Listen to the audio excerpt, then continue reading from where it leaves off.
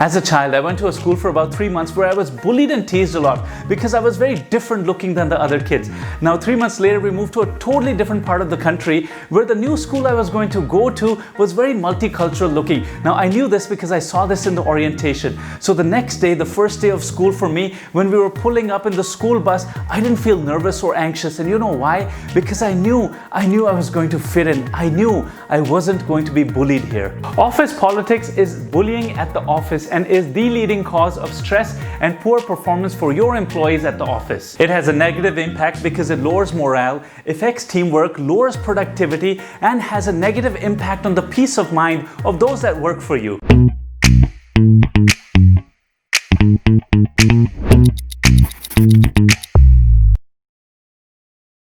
If you're a business owner, this video is for you. Hi, I'm Gulraj Shahpuri. I'm a business coach and a leadership trainer. I'm also a Gallup Strengths coach, a Marshall Goldsmith SSC coach, an NLP practitioner, and a DISC specialist. And I'm here to tell you that a study conducted over 40,000 employees realized that the number one reason why employees felt uncomfortable at the workplace was office politics. The study further said that office politics increases tensions and conflicts at the office.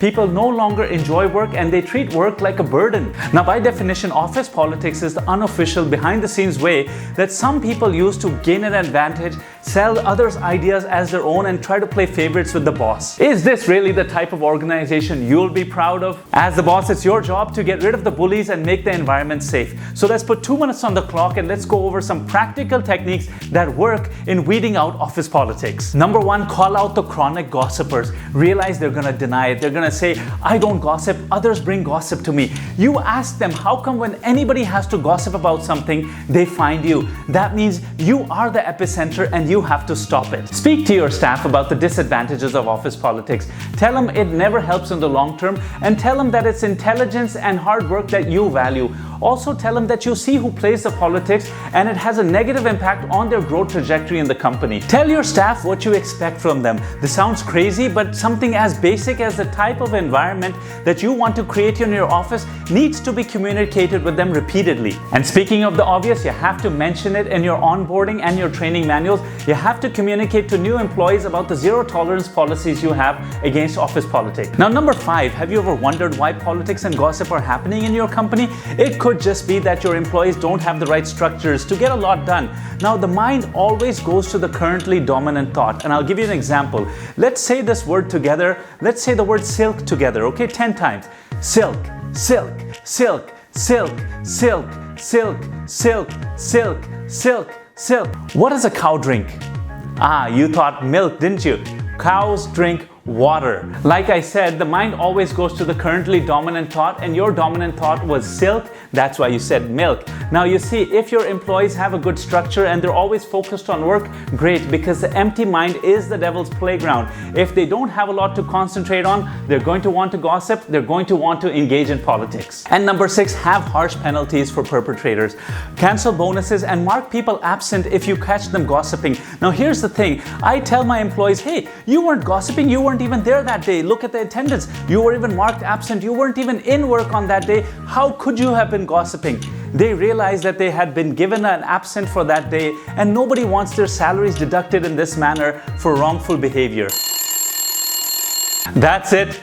Time's up. Now here's a bonus tip. As the boss, you are always going to be in the limelight of the person who probably gets gossiped about the most. If that's not you, wonderful. But if it is you, realize that people in positions of authority have to be like Caesar's wife. They not only have to be virtuous, they have to appear to be virtuous as well. Never appear to be playing favorites. And here's a tip by business guru Brian Tracy. Never take anybody for coffee, tea, lunch, dinner, one-to-one, because if somebody sees you, it's going to turn into a Chinese whisper situation. Instead, always take a third person with you, or have the meeting at your office premises where it's always business as usual. In the comment section, please let me know which technique that you like the most and which you've already been using. And if there's a technique I couldn't cover in these 2 minutes, make sure you put it in the comments below. Make sure others get to read it and use it.